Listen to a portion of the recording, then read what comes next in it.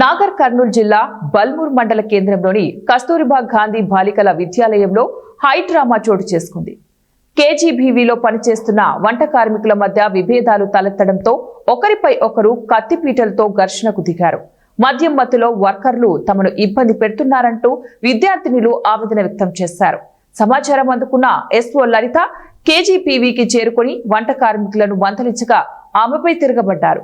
కేజీబీవీలో పనిచేస్తున్న ముగ్గురు వంట కార్మికులు డ్యూటీల విషయంలో గొడవ పడ్డారు. ముగ్గురి మధ్య మాట పెరిగి కత్తిపీటలతో దాడులు చేసుకునేందుకు సిద్ధమయ్యారు. ఈ క్రమంలో ఉపాధ్యాయులు ఎస్ఓ లలితకు సమాచారం అందించడంతో ఆమె అక్కడికి చేరుకుని ముగ్గురు కార్మికులను మందలించింది. అవి కత్తిపీటలతో ఒకరి మీద ఒకరిని నలుపుకొని కత్తిపీటలు తీసుకొని పోయి పిల్లలు ఇప్పిపోతే పిల్లల మీద ఇట్లా పోయి అంతా చేస్తుంటే ఎట్లా ఉండాలి సార్? నాకు భయం అయింది. కత్తిపీట చాలా షార్ప్గా ఉన్నది. ఇంకా అది ఆమె గొంతు మీద కోసుకోవడమో ఈమె గొంతు కోసుకోవడం ఇంకేదైనా చేస్తే నాకు ఎట్లా ఉంటుంది సార్? ఇక అట్లా అని చెప్పి ఎందుకు అట్లా తయారయ్యారు, ఎందుకు ఇట్లా సైకోగా తయారయ్యారు, నైట్ పూట మళ్ళీ తాగి వస్తున్నారు పిల్లలు. నేను రాకముందే ఉడికొస్తున్నారు.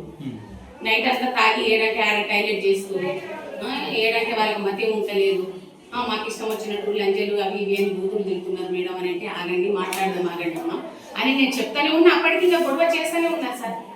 ఇంకా అట్లని ఎందుకు అట్లా చేస్తున్నారమ్మా? 12 సంవత్సరాలు నా దగ్గర మీకు పనిచేసారు, ఎప్పుడు లేని ఇబ్బంది ఇప్పుడు ఎందుకు ఏర్పడింది, మీకు ఏం జరిగిందని చెప్పేసి నా ముగ్గురికి 3 దెబ్బలు అయితే కొట్టిన.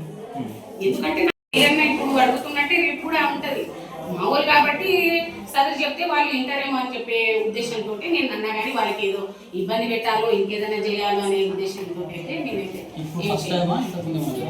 ఏంటి సార్